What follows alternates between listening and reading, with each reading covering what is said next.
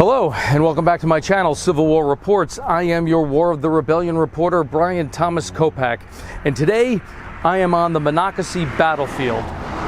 But I'm not here to talk about the Battle of Monocacy, which took place on July 9th, 1864. I'm here to discuss events that took place almost 2 full years earlier. When I left off with episode 21, where I talked about the bulk of Lee's army crossing the Potomac River at White's Ford and entering Maryland for what would ultimately be the Antietam campaign, I mentioned at the end of that episode that once across the Potomac, Lee headed east towards the city of Frederick, Maryland, and I'm just east of Frederick, and it was here that something happened that rarely ever happens in military history. One copy of General Lee's Special Order 191 was lost, and it was found somewhere on the Best Farm. Now, I want to point out that the Best Farm, B-E-S-T, was almost 800 acres at the time of the Antietam campaign. From what I'm told by the Rangers here, that only about 200 acres are left. Today we're just focusing on Lee's lost order. And I want to say that according to one of the Rangers that I spoke to here at the Visitor Center, pointed out that this tree line over here was much bigger. It extended much further to the east, and it was over here where Lee had his headquarters from September 6th until the morning of September 10th. And it was here that Lee dictated Special Order 191. He could not write it himself because his hands were in splints. He had fractured his wrist due to a horseback riding accident with Traveler shortly before crossing the Potomac River. Little brief on Traveler. From what I understand, Traveler was Lee's favorite war horse, but he was a horse that required an experienced and expert rider to ride him. Not just anybody could get on Traveler. Lee was an expert, there's no doubt about that, but shortly before the Antietam campaign, Traveler one day was just a little too much for the general to handle, and he got thrown off. Long story short, his hands were in splints. He could not write Special Order 191 himself, but it was dictated in this area. And I also want to point out, as explained to me by some of the good folks at the Visitor Center here, Special Order 191, the lost copy that was on display here at the Monocacy battlefield a few years ago before being returned to the National Archives, was written in pencil, which from what I understand breaks all military protocol because, as we know, pencil can be erased and written over. But nevertheless, it was written and it was lost. And it ended up in Union Army hands. And first, before going further, I want to read what Special Order 191 had to say. So this is what General Lee dictated into Special Order 191, and it's broken down into different parts. Part 1.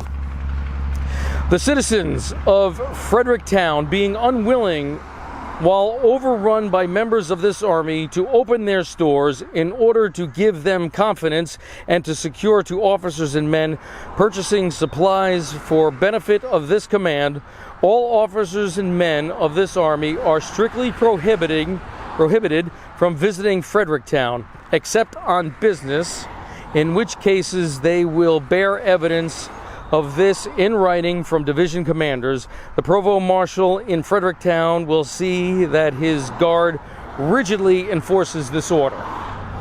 2. Major Taylor will proceed to Leesburg, Virginia, and arrange for transportation of the sick and those unable to walk to Winchester, securing transportation of the country for this purpose. This route between this and Culpeper Courthouse, east of the mountains, being unsafe, will no longer be traveled. Those on the way to this army already across the river will move up promptly. All others will proceed to Winchester collectively and under command of officers, at which point, being the general depot of this army, its movements will be known and instructed, given by commanding officer, regulating further movements. 3. The army will resume its march tomorrow. Okay, these orders were written on Tuesday, September 9th, so he's talking about Wednesday the 10th.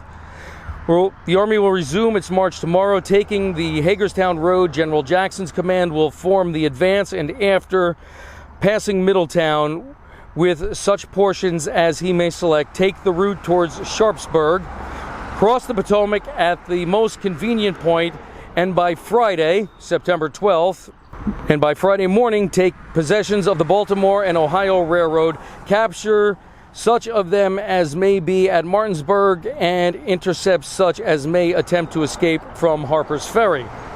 4. General Longstreet's command will pursue the same road as far as Boonesboro, where it will halt with reserve, supply, and baggage trains of the Army. 5. General McLaws, with his own division and that of R.H. Anderson, will follow General Longstreet. On reaching Middletown, will take the route to Harper's Ferry, and by Friday morning possess himself of the Maryland Heights and endeavor to capture the enemy at Harper's Ferry and vicinity. 6. General Walker, with his division, after accomplishing the object in which he is now engaged, will cross the Potomac at Cheeks Ford, ascend its right bank to Lovettsville, take possession of Loudon Heights, if practicable. By Friday morning, Keys Ford on his left, and the road between the end of the mountain and the Potomac on his right. He will, as far as practicable, cooperate with General McLaws and Jackson and intercept retreat of the enemy. 7.